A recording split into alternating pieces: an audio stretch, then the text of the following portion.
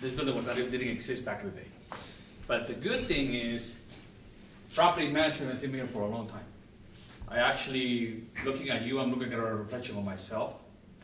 Back in the day when I started, I had 2 jobs. One of them was being an on-site manager of 46 units. So I did 46 units, and that used to help me pay my rent. I was married with my wife. We were a young couple. This was around 2000. And at the same time, I was a leasing manager somewhere else, doing that Monday to Friday full time. That would help me pay for my tuition. My wife was a teacher at a Head Start program. So together, okay, when we did all this is what kind of helped me get to college without no debt back in the day. Okay, between us, we were working together, making it happen. A young couple. Was back in the day, I was 21. Today, I'm 46. Okay, 24 years happily married. I have a 19-year-old daughter who's right now a freshman in college, and then I have another one that was a freshman. So you see, property management has been with me since the beginning of time.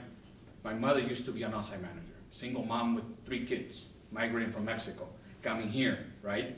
So the struggle was real, just like it is right now with affordable housing and everybody having a hard time paying rent, correct? So my mom had a chance to go ahead and just have a chance to save some money on the rent by somebody coming in and telling them, hey, you want to clean the house? You want to clean the property, the laundry rooms, all those things, right? So she did that, and then just kind of I began to get involved as a young kid, trying to change a light bulb, things like that. So that's how I started and all that. So this was natural to me. I was going to be a police officer. Criminal justice degree I got a criminal justice degree. My goal was to be a police officer. I went through the whole process, the academy, everything. At the end, something happened in me. I don't believe in this, okay? I really didn't believe in this, but I had a really nasty dream of how I was going to die. That changed my perspective, right? Back in the day. Imagine, Hispanic, Latino with a college degree back in the day, bilingual, you will get extra pay.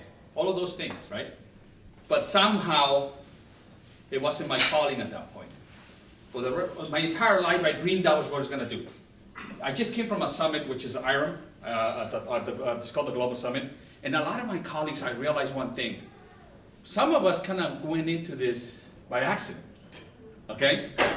In my case, remember, all this that I had already gone through to help me get my college degree, at that point I thought, okay, I was about to have my first baby, my first daughter, so I was starting to think, so what else can I do if I don't want to do criminal justice, right? If I don't want to become a police officer. And I was so into that I was going to do it. So what happened is that I said, well, then what can I do? And I realized that at a really young age, I was really good at what I did, which is property management. Now, and I'm going to interact with you. When I ask you, there's nothing as a difficult or hard question, but you can just ask me, okay? Because I want to make sure you guys share what you think about it. But everybody thinks that property management is just collecting rents and paying the bill. That's not it. That's not. Perhaps in the past, that's what everybody will think, right? The mindset is just paying a bill, collecting the rent, doing a repair. It's more than that. Okay? There's so many things within property management, especially for all of you that are doing real estate, that are going to be involved in this. A lot of people think of loan officers, right? People want to be a loan officer. Some people want to be appraisers. Some people want to do different things. Okay, yes. But one of the things that I noticed, at least in our end, as property managers, is that there's so much opportunity within, if you want to really approach it. Now there's affordable housing, for example. I have a passion for that. See, coming from a background where we struggle, it's also a way for me to get back to my community and be involved. Okay, so I do that as well. So, in 2000, a maintenance technician, on-site manager, leasing manager, then I began to become a maintenance supervisor. Maintenance supervisor on a big project in Mini Street. Back in Santa Ana was a really rough area. Back in the day, we kind of helped with the city law enforcement, city officials to kind of work together and change it changed my perspective. And I realized we can actually make an impact. So by being a maintenance technician, I was able to become a supervisor, and at that point we started changing things that were happening in that neighborhood. The neighborhood now is more stable because now there's stability, there's some guidelines, there's some affordable housing, and the rough neighborhoods can become a success when people are willing to do that, okay, when they're willing to work. So I began to do that. I continued to be an on-site manager. I finished my school. Everything happened. I was able to save some money because I didn't pay for the rent. And then at that point, I bought my first home. Okay? Back in the day in Riverside because I needed to commute. Because it was expensive here back in the day. It still is now. But, I have to do that. I did it for 7 years, the community. Killing me for a while until I had 2 kids and I finally was draining. Finally I had a little bit more money extra and I bought my home where I live in Orange, where I grew up. You see? But I went through all those stages. I worked for different entities, different management companies, doing property supervisor, doing all of those things. But I never stopped learning. Okay, that's the key. One of the things that we learned from this, and I need you to understand this, and I say this to all my colleagues and everybody, even though I have 25 years of doing, almost 25 years of doing this, I'm always humble enough to say that I don't know it all. Okay? You never stop learning. You always have to continue to educate yourself, certifications, do all of those things. So to me, when I went back, and I'm like, so what do I do now? I'm good at what I do here, but I'm not going to go to the police academy and I want to be a police officer, even though my friends were sergeants and they were pushing me, come on, we're going to give you a bonus. But at the end, like I said, I had this thing in me that said, no more. So then I said, what can I do? So then I started thinking about becoming a certified property manager with Institute of Real Estate Management, which I am the board of directors for education, okay? And so I got in and said, what can you do? So but this, IRM has been here since 1990, 1930, almost 92 years old. It's the most well-known international institute of real estate management globally, okay? So I just met 3 weeks ago at the Global Summit because I'm part of the International Advisory Board now, that I'm just waiting to be official, but I'm more into that, to see how they do things in Canada, how do they do in Japan, how do they do in the islands and the Caribbean, to see how we are able to see things that maybe they're doing something differently that we're not doing, you know, that we can learn from one another. And that gets me excited because I know that there's certain things and ways that we do things here, but maybe they do it somewhere else differently. You gotta open your, I'll think outside the box. So now that I'm doing that, I realize that things like that are happening, you know, but what I said on my end, then going back in 2004, then I found affordable housing. Affordable housing when I realized that really tough neighborhoods, for example, there was a need for affordable housing. And not just that, anywhere. Senior housing, right? It's also affordable. It's another thing of affordable housing. So all of those things were combined. And at that moment, I'm like, well, I can help. I can go back, help the community based on the background that I had with maintenance, with the city of Santa Ana. Then I was doing all of this. Then, like I said, I continued to get certifications. One of the greatest accomplishments, also my criminal justice degree, is becoming a certified property manager, a CPM, which is the highest you can do in what we do. Okay? Remember, you're the best of the best. Anybody can collect rents, anybody can do this. No, but that's the difference between us. That's what the value we bring in. Okay? People that are willing to adapt to the challenges we face, the pandemic, for example. It didn't matter whether you were young, a property manager, or you were a seasoned, veteran property manager. That hit us, all of us, at the same time. Some of them passed, young, some of them older. You see? We're vulnerable, right? It can happen to us. So, but we were facing the same challenge. Property managers were essential workers. We're needed. It's a great way for us, but that's why we also bring the value. It's because we're essential workers and we have to deal with things like the challenges with rent, not being able to pay, the rental assistance program. How do we talk to people? How do we go ahead and do a repair? We're not able to because we didn't know nothing about the COVID guidelines and all those things. You see, where we're facing, everything that you're facing, we were all facing internally because now there's liability. There's an aspect of if we do something wrong, especially in California, which I love my state, but it's very complicated lately with a lot of the laws, is that how do we interact with people? You know, how do we do that? What happens if I get you sick? Am I going to be liable? Do I want to have that in my conscience? All of those things came along. So you see, we never stopped learning. Being a CPM gave me the confidence, okay, that we're problem solvers. Yet, we never stopped learning. So what a property manager does, for example, is that if you are like us who manage multi-million-dollar assets, what do? We need to look at the financial operation of the building, correct? The maintenance and operations of the building to make sure that there's no liability on that and do risk management. How do you deal with the ownership? How do you deal with the applicable laws in the states? How do you deal with rent control regulations, so things of that nature that have to do with that? How do we do tenant relations? How do we work with all that? And at the end, ultimately, and as a CPM, we also had a code of ethics, how we have to do things. You see, we have to be able to treat people just like I see you, you see me, I would like to treat you the same way I would like to be treated. Okay, that is what we bring to the table when it comes to this.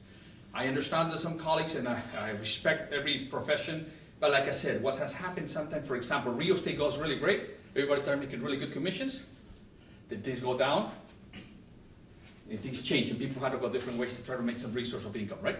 Additional income. Property managers don't. We're stable, because we're always needed. We're essential workers.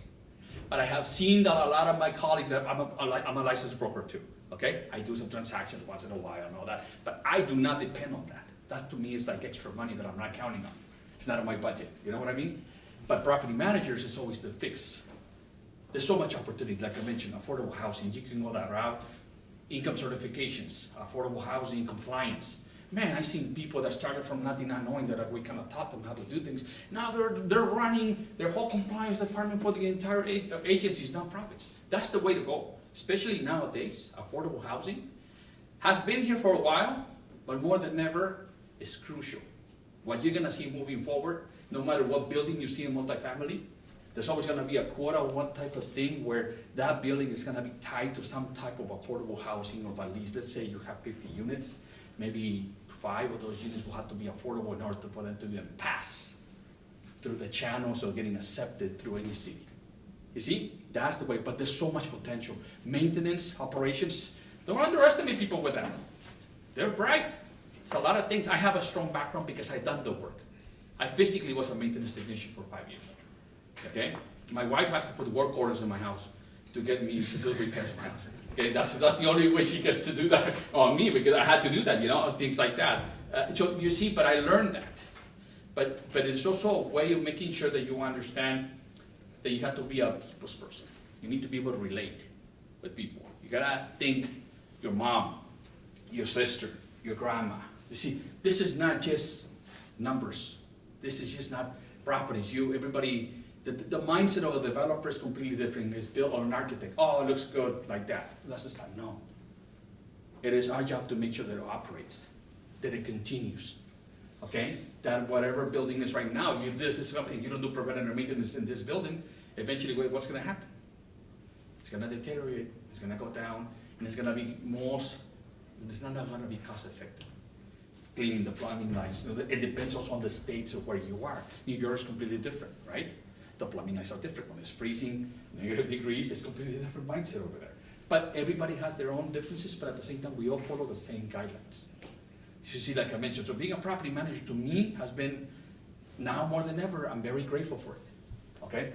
So it's something that we bring to value. Like I said, we're dealing with multi-million-dollar assets, and we're dealing with people in general, and there's so many different components, the financial operations, the maintenance, the risk management, the compliance, all of those things, and there's so many different opportunities within that you can do to do that. You know, like I said, some of my colleagues sometimes, okay, the things are going back in the market, and also they want to come in. No, it's not as easy. You know, those of us who are seasoned, who experience, who learn, you know, it's not as easy to just come in and collect, and then we realize it's not that easy. You know, but the difference is, if you, for example, if you get a degree, I think here with the real estate degree now, you're able to get a CPM, you override all of those classes. And what you have to do, I think, is probably an ethic class and probably a comprehensive management plan. They teach you. And then you learn that and you can become a CPM. CPMs now are people that do asset. We do asset management. Most of the people, more than 80% of the CPMs are running, you know, asset management for banks, for different lenders, for different people like that. And those are the people that are running. Right now, the average, for what I saw in the document, that we're still doing every 5 years, we do like the statistics of us reporting how much money is making. A really good property manager can be making around $150,000. That's a pretty good deal. I mean, it's good. Don't think that our industry now more than ever, because it's no longer collecting rents and doing bills, we need people like you. Okay? Bright people, energetic people that are willing to learn and to continue to be humble enough to understand that you never stop learning. Okay? That's how you're going to keep yourself tossed. Because that's what I see in my industry sometimes with certain people that some of my colleagues, they think they know it all. And that is the biggest mistake. And I'm not sure what type of thing you're going to be, as you continue, as you graduate, as you do that. My advice to you is this. never stop learning, and be humble enough to understand that, okay? And continue to every year try to learn something more. What I do, I'm a little bit old school. So I go ahead and write it down with it works for me. I put it in my list, what I want to do. I write it down because I get my brain to automatically, there's an action that I'm trying to do, a promise to myself, right? And then I put it on my refrigerator. Every time I'm opening the refrigerator, it reminds me. So, but at least I'm doing that as a step forward as to what my goals may be. Whatever your goals is, if you can do a little bit better every day, it helps. So, like I said, to me now, it just opened a different environment to me now that I'm being fortunate enough to be surrounded with people that do the same thing I do in an international level. I'm excited about going to hopefully Japan with my colleagues over there, or going to Canada, and they have already invited me. Trust me, I'm just okay. How do I come in?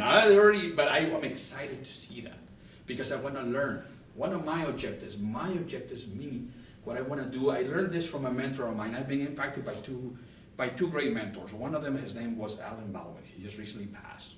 This gentleman, this person was who I consider to be the Cesar Chavez of affordable housing in Orange County. Okay, I learned so much from him. He did so much for the community, never expecting nothing back. Okay, and so he used to tell me, because I did a couple of projects, like one time we did a makeover before it was on the TV and all that to help some community. Family, we did that on one day, we did Disneyland, all of those things, beautiful thing, before it became televised and all that.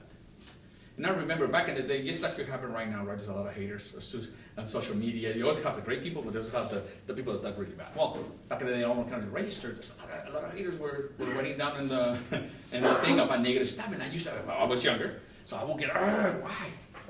And I remember this from him. Oscar, it doesn't matter. It's not about us. It's about us getting things done and helping whoever. And if that's the price that we need to pay, then it's okay. So I learned that from him. You know, he believed in me more than I believe in myself. Actually, I suggest you, whatever you do, network. Go do a lot of networking. Ask questions. I was hired to that nonprofit in 2004 when there was a job fair here.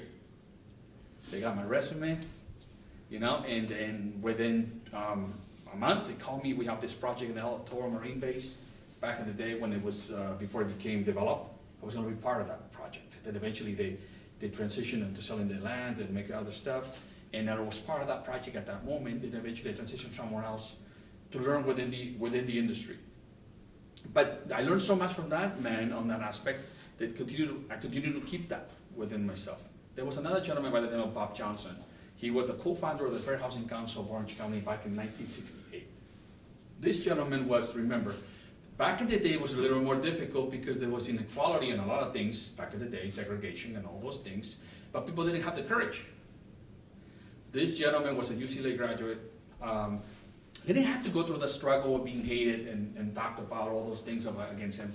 But he decided to say, there's something wrong here. Why people are being treated differently? Okay? He could have easily gone and just ignore it and be like other people who unfortunately just did this. He didn't do that. And thanks to him, I'm the board chair of the Fair Housing Council now. I've been doing that for 7 years. See, some of us who have gone through difficult times, it's what you do with it. No matter what you do, it's what you do with it. I faced some inconveniences, discrimination cases, okay. But you know what I did? I flipped that thing and I changed it. Everything negative, I turned it into a positive. Okay? I used that as fuel, as energy, to hit the books harder, to prepare myself more, to educate myself more, and to not follow the same path that other people did. And that's why I'm passionate about what I do on that aspect. It's not just about me anymore. It's about making sure that generations like you are able to see a different perspective in our eyes, and that you are the future. You're the present and the future. Okay? And we have to do that, but whatever you do in your profession, regardless of what you do, you need to keep on that. Remember where you come from. When you have a hard time, none of us are immune. None of us are immune for that not to happen. Happens. Things happen in life. It is what you do with it. That may change the way you see things and how you do it. So like I said, in my perspective on what I do, I take pride in what I do. Okay? I never know it at all. Not planning to. And I'm humble enough to admit it. And that's not the only way you can do in your end, is to continue to learn and be the best that you can be. Because at the end, like in my case, they entrusting me with multi-million-dollar assets, from which, in my case, because I do a multifamily, okay, I'm dealing with human beings. The difference between doing something right and wrong, for example, a small detector. What do we typically see in Thanksgiving? What's the first thing you see? A fire, something happened in a unit, right? Right? But that could be one of us. That could be one of us. So I'm very aggressive on my small detectors, checking every 6 months, pictures and all this, that I have done everything in my power. I'm not gonna go and hopefully not. So far I have done a good job on that aspect. But you're talking to about human lives, human beings. And the commercial aspect the same. Even though it may be commercial and you're doing that, but you're still interacting with people, right? Those customers that can pass by, slip and falls, all of those things are combined now more than ever. We're all part of like the same family, but at the same time, like I said, it's just the way we approach it. So that's technically my story as I started, okay? How I did it. Right now, I have a lot of projects in mind. One of them is to come here with Greg and you, students like you, to just hopefully encourage you, okay? To follow your path, whatever you want. And also learn something, like I said, maybe taking a property management class won't be set by the dia. Hopefully one day you're gonna get a second home, right? You will know the basics, or the basis of hopefully you buy your first home and then you buy a second one, hopefully you buy an apartment complex, you never know. You need to be able to learn the basis of what to do so you know the basic components of how a property should run. Because if you don't, then if you do not prepare and just rely on people that don't know what they're doing, that could be the problem. You pay, you get what you pay for. To me, you ask me something now, I tell you, it depends. Because I don't know the future. You know, I am confident in what I do, but if an old client or somebody comes to me and tells me, Oscar, it really depends. Depends on what the approach is, depends on what the philosophy. Do they want to retain the property? Do they want to sell it? What do they want to do with it? You know? All of those things need to be taken into consideration as we create a management plan to the specific needs, the specific owners, of what the goals are, what are the objectives are. So that's technically, in a nutshell, what I have been doing so far. And like I said, the last 20 years, has impacted me greatly is because of community leadership, is to be involved and give back to the Fair Housing Council, being in different asset committees to make sure that those nonprofits are doing a good job, they're making sure they do that. Helping in whatever way possible that I can on that aspect is also part of what I do. I think I can be able to do both things at the same time, you know, because everything's kind of interconnected. And we are, regardless of what background, regardless of anything, now more than ever, the DI, for example, right now, and IREM, the diversity, equity, and inclusion, it's a movement that is taking a great, it's been making a great impact. Now that has opened our eyes to, for example, people from different countries. Maybe at one point they felt excluded, right? Now they're not. Like I said, it's so interesting to us that now, if there's something that we learned from the pandemic is this, we thought we were far away, but thanks to the Zoom and all those video technology, the things that we have devices now, we're closer than ever. I talk to people in South Africa. Tomorrow I'm actually going to be, I'm going through the process of becoming an international instructor, teacher at IREM, being bilingual. There's a need for people that speak Spanish in my case. Perfect timing for me. I've been waiting for this for 24 years. Okay? It was a dream of mine. Because back in the day, like you, I was a student in a class. I wanted to, I saw this instructor inspire me. She's actually part of the board of directors because now I joined the advisory board for the real estate department here. And she's one of the persons who inspired me. And back in the day when I was a student, I want to be like her, you know. And now, hopefully, I'm in the second phase, and then we're going to go through the process. And my objective is to bring knowledge and all that, and to learn from one another in different countries. Japan, and one of my goals that I'm pushing for is Mexico and Latin America. I want to bring what we do there. Kind of like an immigrant Mexican kid who never thought was going to be able to, even in his right mind, think it was going to happen.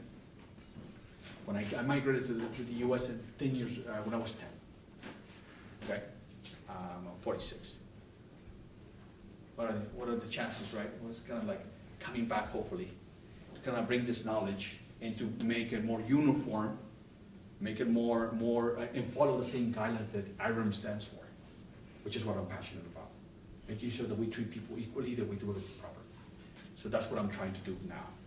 Hopefully that happens, you know? But like I said, it's a combination of what I do on a daily basis, with the same thing about the passion of making sure that we're bringing the message that at the end, property managers have a great value in what we do. So at this moment, I mean, any questions you may have, anything that you think, Greg, any question you may have? So, as a property manager, how do you determine what you're going to do to a property? I mean, Well, the process. we're here. Yeah, President. We need to move more. Yeah, I'll start moving more this way now. So, how do you determine? Now, you mentioned a management plan. How do you come up with that? And how do you add value as a property manager to an owner of a building? Typically, when we take over a property, correct, the specific needs, either an owner or a client has gone through a difficult time in the past, they need to do a switch, they come to you. The difference between CPMs is that we know we have to do a management plan. And I want to make sure that my client, that I'm looking and communicating correctly with this client, because we want to be able to know exactly what the objectives are. Communication is the key, okay? I need to know what they want, right? By doing that, we're able to specific goals, get it all done, work together, and then meet those goals. At the same time, you realize whether this is true or not, whether those goals are being too unrealistic, whether realistic. This is where the educational aspect comes in, to know the area. Can we hit that number that they want, for example, rent increase wise? How long is it going to take? All of those things come into this management plan. Once we do that management plan, then we're able to determine the objectives and how long it's going to take, and it will be a revision kind of concept that we do constantly, depending on that. If there's specific mark that we need to hit, for example, we have a loan, we have to take care of that, make sure that that's being paid, all the expenses of that, operating, gas, water, all those utilities, all those things that need to be addressed, in the physical condition of the building. And then you come in and look with the eyes, and then eventually rely on experts, right, to come in and tell you, well, this needs to be done, this needs to be done. And based on your previous experiences, you kind of tell them what we need to do, but we always rely on the contractors. So this part of the management plan, the objectives, the goals, the financial operations, the financial health of the building. What do we want, right? Because that, bottom line, all of those components that I'm telling you about are going to affect the NOI, the net operating income. This is the number that you want to see, right? This is what the client wants. How realistically can we get there? Can we meet it? Can we exceed it? Okay? I typically like to take a conservative approach of how I approach things. Tell them this will be the number, because at the end, if things don't go as great as we think they go, well, the numbers may be that off. But at the same time, if they look great, it makes them look like I'm doing a good job, right? We shine. So all of those things come into the management plan. That's the key when we do that, when any client that we may have, okay? Then those one needs to address that. That's what I think is the number one mistake in our industry, is that when there's a lot of changes, there's either two scenarios. One, the client may be very unreliable, meaning never had to be happy at all, and then you start looking at that, whether they're just doing it, this is a pattern that they have. If that's what you check with your colleagues too. What's going on? Maybe they're a pattern, maybe that's because it's too demanding, this, and not realistically, is it worth it for us to take the time consuming to get this done? So that's one scenario. The other one is, okay, they're doing a good job, go look around. I go physically to the properties.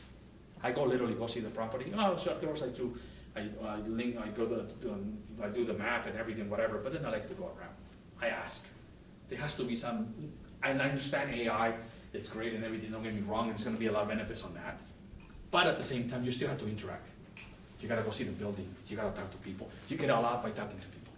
but the tenants. There's always gonna be the tenants that are gonna perhaps complain or all those things, but it's typical, but then you gotta look for the red flags. All of those things come combined with the management plan, you create that, you put it on writing, and that's something that both sides are able to come together and see if that's a realistic approach and get it done. So management plans is the number one key. That's why IRM, CPM, that's the hardest, one of the hardest things that we do in the capstone is you actually do a management plan. The management plan addresses all the issues that I'm telling you about, and they talk, for example, about capital improvements, cap rates, all of those things that come in and they're like, okay, so we spend 200,000 on roofs, okay, you put that on the cap rate, you put it on the formula that they have, all of those things. How much is that property gonna be worth now? All of those things come into when it gets appraised, all of that documentation, all of those things that you have to keep up, you gotta do that. And that's part of the management plan in order to be more consistent with what the goals are. Anything else, Rick? So, tell me, if I own a building, why would I hire a property management company versus just doing it myself? Time, first of all, many things. They think they can do it all. You know, and as an owner, you think you have the time and the energy to do that. And if you are misinformed on the laws, the regulations, and all those things, that could be a problem. And it can cost you a lot of money, potentially. So the value on us is that we typically know what we're doing, CPMs in this case. We're always in an ongoing education, always looking for education, try to educate ourselves more. We're always on top of what's going on. We're involved, for example, with attorneys, right? The law firms that we work for, we always get newsletters, we get all this about rent control, all those things that need to be done. So we kind of know what we're doing, we've been doing it for all this time. We do physical inspections, we do all that. The leases need to have a specific clause to make sure that you're not violating any fair housing regulation. The tenant criteria, the application process. See, all of those things need to be addressed. And having a property manager know what it's doing is gonna be the difference between you getting sued or not getting sued. Because if, for example, discrimination, I can say something stupid. How can you measure it? How can you measure whether I had the mens rea, criminal justice, the intention or not intention? How do we measure that? There's no way, right? You said it. If you said it, there's no way that we can come in our brain and say, yes, you meant it or you didn't mean it. You said it. And that becomes a problem because sometimes we're misinformed. Okay? Especially now more than ever. When it comes to different housing regulations and all those things that are happening, and you need to be able to do that. The way I see it is, and even us, sometimes we question ourselves. Like, okay, about certain things, is this on this side or on this side, are we doing that? I just go back to say, if it's red, if this is blue, are they the same colors? No. You know, it goes back to that. Okay? Are we treating people equal? If we were in that scenario, or we would treat people the same, or anything, or any type of situation. So those things come along when it comes to a property manager. Knowing about reasonable accommodations, okay? Emotional support animals. All those new laws that happen constantly, the difference between you getting sued and not getting sued, is having a really good property manager know what they're doing.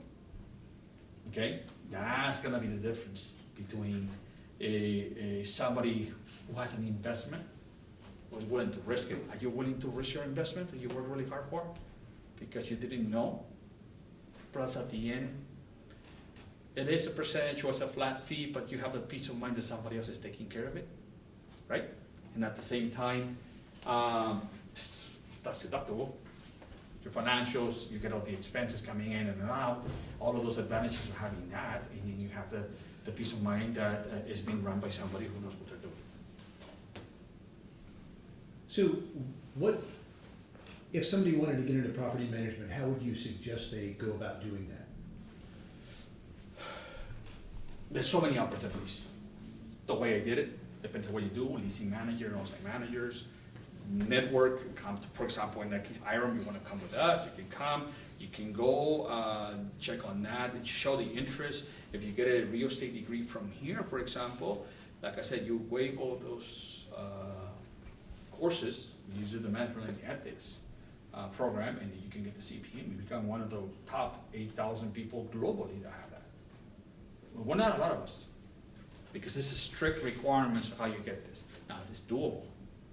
You can get it done, you know? but you need to be able to come in, like I said, and get into whatever you want to do within and see if it's for you. I can tell you there's so much growth. I became my own property management company. I became an credit management organization 2 years ago. That's what I wanted to go, the top. So I said, how can this guy who decided not to become a police officer, all of a sudden become, what can I do? Well, I'm gonna go to the top. I started from scratch. Janitorial, maintenance, move up the ladder to the industry to get where I want until I became a CPM. Then eventually within the industry, I decided to go to become my own firm. I created my own firm. I was co-founder in 2009 with my mother. Okay? Together we came in and did that. And then we became an AMO 2 years ago. And then this year, fortunately, grateful to say that we were nominated to be one of the AMOs of Orange County, the top 3. So that itself, it's quite a thing for us, is the fact that we were nominated to become one of the best AMOs, credit management organizations in here is a big deal. So yeah, I did that, but like I said, the sky's the limit. Income certifications, affordable housing, there's so much opportunities. You become a CPM, there's so many different designations that you can do. Then you can work with the apartment association and get involved. There's so many things that you can do, okay? But remember, it's an essential worker approach too, where you guys are gonna have that. If you do something like becoming a CPM, you can literally be making really good money. Sky's the limit. You work for a big entity, you can be making over 200, 250, like I said, it depends. Right now, there's great developers right now, for example, Greystar. There's national. Top A, it goes by classifications, A, some really high-end buildings. Okay, that's a great place for you to go to work. You work on a nonprofit work and you want to do that, you can do that as well. There's so many things that you can do within. It's just willing to do and get a little bit of research. You can become an on-site manager. They save some of the rent. You learn everything. You continue to educate yourself. You can get certification from the apartment association, the basic stuff. You want something more eventually, transitioning into becoming a CPM and doing all those. There's a famous called ARM, Accredited Residential Manager. Not just for multifamily, for commercial, for industrial, and all of that. So there's so many different things you can do with it. There's so many. It's just a matter of you doing some more research and trying to find out what you want to do. And like I said, nothing's impossible. You're getting a degree here. Never take it for granted. Then you can do that, and you do that. Like I said, back in the day, have I known that the real estate degree was going to be here? Back in the day, I probably got that, or done a minor, or done a double major, right? Because I decided to go in a different direction. But now, luckily, with my criminal justice degree, one of my objectives is to become an expert witness in what I do.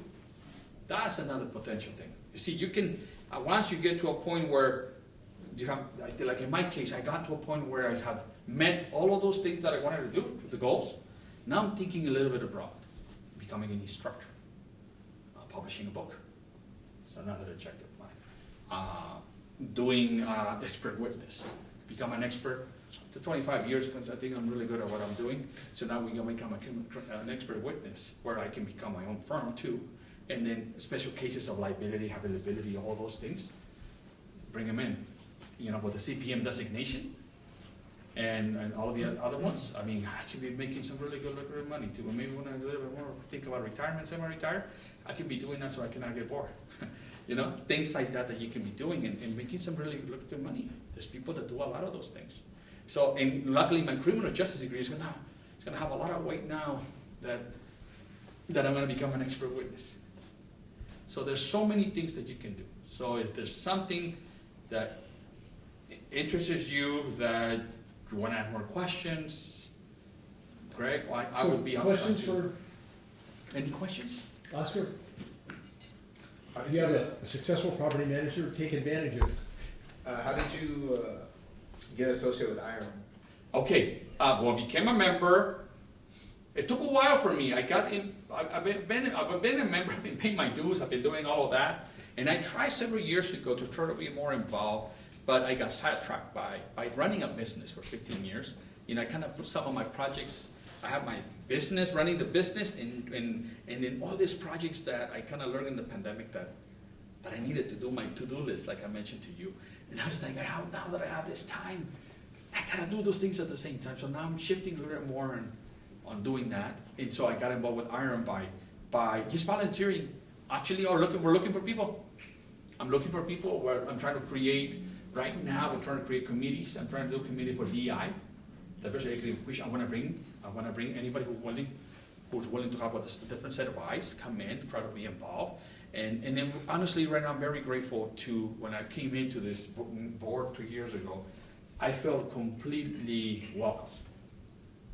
You know, when you're surrounded by great minds, it's the greatest thing to do. Because everybody, we all bring the best in what we do, we work together. So volunteering, whatever you do in volunteering, do it. Get involved. Listen, I know I talk a lot right now, but I used to be very shy. When I came here, I was very shy, and especially because Spanish is my first language, the barrier, you know, a little bit of that, but I don't know, I guess I blossomed now, right? I got out and became more comfortable within my skin. When I came here, you know, I talk to you from my heart, from what I know. None of this is planned, just as it comes. This is who I am, okay? So it's just that's what we do, so that's how we did Iron. Everybody's encouraged. I encourage anybody of you who wants to be part of it, wants to get involved, wants to see the different possibilities. It's a great network opportunity. A lot of the people that we have within, we have great colleagues of Angela Gomez, who's also part of the advisory board, Sini Apostle, who is a colleague of mine, somebody that I respect a lot. I think I know she was here before recently. Sini, outstanding professional. Angela, I know her really well. What she does. Shannon Alter, a publisher, a book, international teacher all over the world. I mean, Orange County has, honestly, once you go and expand and you go outside, we have the best of the best. We're very fortunate to have incredible, influential people in Orange County that other chapters wish they had. And I didn't realize that until I went to the Global Summit and I saw that. So take advantage of that, volunteering, coming in. Sometimes people within, I mean, we become such a big group, they start having job opportunities. Great job opportunities there. People have shifted from one company to the other one, obviously professionally and ethically and all that, right? But there's so many opportunities. For you to come, we'll make you feel welcome. You can be part of it and just learn. And like I said, to me, I'm gonna tell you this. There's a saying in Spanish, and I don't know how it's gonna sound here. But if you're surrounded by 5, if it translates, it's going to say, if you're surrounded by 5 alcoholics, more likely you're going to be the 6th. Okay, well, my advice to you is this. Get surrounded by people who you look up to, okay? People that you want to be like, because the likelihood of you being there and making it to that level is going to be higher by you being surrounded. Because colleagues of mine, like they help me, we also have that commitment to everybody. Is that we're willing to help other ones to pay it forward. Okay? Learn more from one another and different perspectives. I just had a meeting from somebody come from CP Iron at the headquarters level. And I'm gonna be meeting one of the students who came to me and said, we're gonna have lunch, Oscar, so you can help me. So see how you can help me and pick up how you got you. We do things like that, okay? It's just part of, if I can help you or anyone's can help you get to what your goals are, we're willing to. It's just you're asking and we can try to help. Anybody else has that question? Was there ever a moment like you wanted to quit? If so, like what made you change your mentality? Many stories. Many stories. But there was one time when I was managing properties back in the day in 2005 with the Mental Health Association of LA, Long Beach. Back in the day before mental health became a big issue, became part of the our media and everything. Okay, back in the day, there was a different mindset, right? I remember one time, one tenant, man, this tenant was, I lost my patience, right? It was a pain. Gosh, and I felt drained and burned out. And it was not just this tenant. There's a lot of things that were happening at one point that were not everything going aligned. They're not working together. But I remember one day close to Christmas, I got emotional. He tells me, Oscar calls me and tells me, Oscar, thank you. Because thanks to you, I'm a house. I have a house. I have a place to live. I know I'm a pain sometimes. but you know what? I truly appreciate what you've done for me. You see, we're all gonna face challenges. There's gonna be those moments that are gonna define you as to how better human being you can be. So yeah, you know, things like that happen. But that changes. Imagine, this person was a pain for me like for 5 years. But that, you know, that day makes those, you know, and make that change. There's been other times, but not really quitting, because honestly, I'm gonna tell you something that you gotta do. Whatever you do, things happen for a reason. None of us are perfect, okay? No, none of us. We will never be. But like I said, we go back to the same foundation that I use. Humble enough to admit, and today maybe you didn't do something right. Well, tomorrow you have the second day to kind of change it, regardless of what you do, okay? And property management is about that. There is things that can happen. Risk management, things can happen, okay? But the issue is for you not to repeat the same problem, the same thing again and again and again. That's been part of being an ethical and somebody who's not only going to be doing the legal aspect, but the ethical thing to do. Because ethical is when, even if nobody's watching you, you're doing the right thing because you want to have a conscience, a clean conscience. When I go to sleep, I always think that I did everything I can. There's times when the rental assistance issues when we were having tenants right now, right? A lot of people that were being evicted. Some people. Well, I'm not the typical, I'm not gonna say typical, but I'm not like the other management companies that they just see a number. Somebody's paying the rent and they want to kick them out, right? No, I don't. That's why I get connected with different nonprofits. I have created relationships with so many different agencies because I can relate to them, because I came the same way, I went through the same struggles, and there's a sense of passion that I have, you know? So when I did that, is I go the extra mile to see if we can get some rental assistance from this group. Right? It doesn't harm me in any way, right? We still tell the process of the eviction process and all that, but I try to delay those things to see if I can do other things that can help, and typically we're being very successful to get that help. And if not, if I have to go to court, hopefully not, but if I do, at least I have the clean peace of mind that I went in, okay, and that I did everything I could in my end to help that person. I see the patterns. Because if somebody's always been since day one irresponsible, doesn't really care, you can see that. But when somebody's being responsible, things happen, a death in the family, or something really happens, because they're always paying time, you see a pattern, or saying something happens, what happened? You can try to help. You never know. We never know when we're going to be in that position. You never know. Karma goes good way and bad way if you do something bad. So that's what keeps me going too, is that we try to do that and try to help. And at the end, if I go to an eviction, and it's because this tenant simply did not care, even though we attempted to help them, at least I have the peace of mind that I try my best to do that. So, like I always say in my logo in my management company, I'm not just another management company. I have a little bit of a different approach, but I want to have that clean conscience that in 25 years, I never lost a case. I never lost a case in court. Because I try to do things right. Okay? Availability is the #1 issue. I think about those things, making sure repairs, all of those things are done. That's why I'm very strong on that. I'm very on that is to make sure that I think, in my experience, based on what I have faced, that I think 60% of the problems that we have in multifamily apartments is related to availability. If you take care of that issue, the small detectors, repairs, and everything, all of that, most of your problems are going to be gone on that aspect. The other, I said 60, the other 30 could be rents, other issues, okay, that. Typically, the last ones may be people just don't like you. You got to admit it. Sometimes they're not going to like you. You know, no matter what you do, but at least you went the extra mile to try to please that person and get it done. And if it doesn't happen, at least you tried. Okay? But I try to take that aspect, being an immigrant myself, understanding the dynamics of living in a rough neighborhood and understanding how that works, because you can come and apply certain rules, certain things from certain places to a complex, to a property like that doesn't have that, may not work. Gangs, how do you deal with gangs? Well, now it's a little bit different, but back in the day, in my time, I remember when you talk to them, hey, listen, who's going to get tired, you or me? Because I'm going to continue to paint, you're going to continue to do graffiti, so can we just make a truce?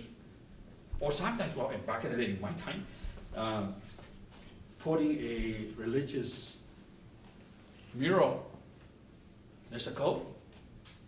between gang members. They don't touch it. No? Sometimes if you can and if it's safe, you try to work that out, and if not, there's ways of how you maneuver that.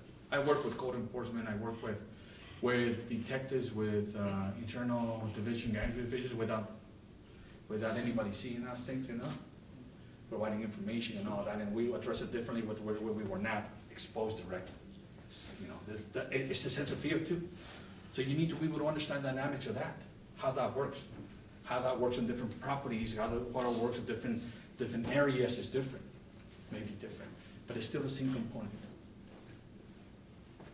Did I answer your question? Any other question you may have? So what's something that separates someone who's good at their job in your profession and someone who excels? Becoming a certified property manager. The difference between a regular property manager, don't get me wrong, they do a great job, but if you want to be the best of the best, you want to become a CPM. Okay? That means you're going to go through the steps necessary to get more education, and you will be recognized internationally and globally. If you go to Japan, CPM don't know who you are. See? That's the difference. The difference is there's great people out there, don't get me wrong, in every profession, in every apartment association, and all different entities that we have, National Affordable Housing Management Agency 2, HAMA, all of those have their own educational protocols, and this is great. You know, because I never stop. I want to tell you, I'm a CPM, but I'm not narrow-minded just to think this. I take classes too, also. Okay? I take classes from apartment association. Right now, I think there's a CAPS. Certified Apartment Property Supervisor, that's a designation that they have. If I have a CPM, I can just, same thing, take advantage, waive taking all those classes, just go to the course and then take the test and exam and pass it. See, you never stop learning. But becoming CPM, if you want to be the best, CPM is the way to go. Any other question? Any comment? Anything that brings to your attention? I have a question. So what was the first property you managed, and then what are the type of properties that you manage now? Everything in residential, I did. I have started with single families, apartments, multifamily, and different multifamilies, mobile home parks. I managed 4 mobile home parks. I managed historic buildings in the city of Long Beach, which those are a little bit of a different animal, because remember the certain guidelines and specific things that need the structure needs to stay a certain way. All those things, different challenges when it comes to compliance. All of those things. Affordable housing. When it comes to affordable housing, I have managed people with they call it 811s, which is more assigned to people with mental disabilities. Okay, 202s is a little bit similar to that. Tax credits, which is more California state-based. Home programs, historic buildings. See, they all have different guidelines, yet they typically have the same when it comes to the income limit, eligibility, and all those things. They might have a different set of books when it comes to, for example, housing, community development of the state of California. They have a different way. A little bit of a different way of how they manage it. Their rents may be a little bit more stricter, but as long as you follow their guidelines and all of that, you're going to be fine. So, but like I said, I've been multifamily. I have done some small commercial strip malls and stuff like that, something like that. I've done that, but my specialty has been multifamily. My colleagues, some of my colleagues are in the commercial aspect, and they say, "I don't know, Oscar, how the hell you do it?"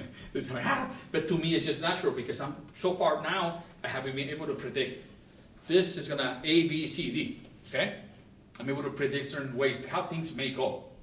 Okay, so what tenant is getting aggressive? How do you diffuse that situation?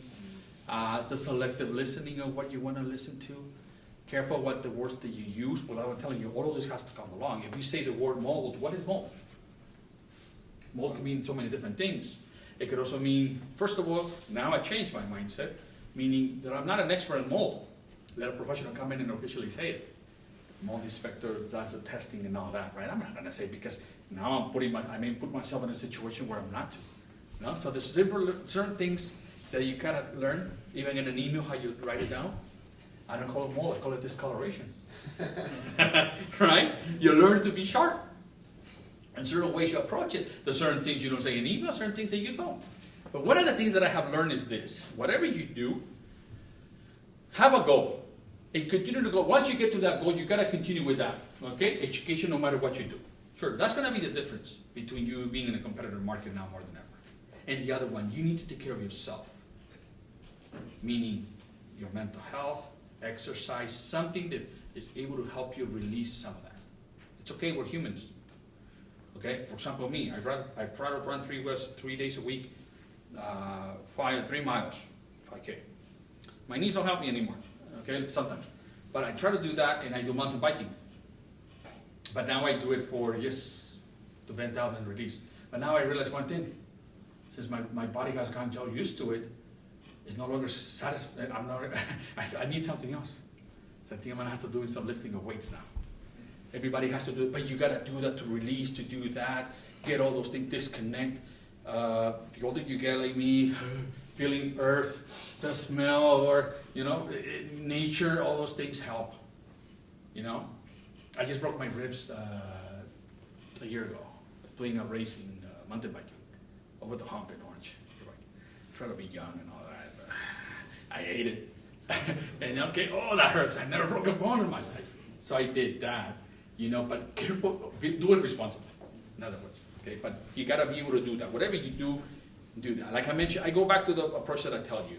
If you get surrounded, and this is gonna save, if I can give you with one big recommendation of it to you is, get surrounded by people from which you can learn. You will absorb like a sponge, and you wanna be like that, okay? And they're willing to help you, because they've been there, they see that in you.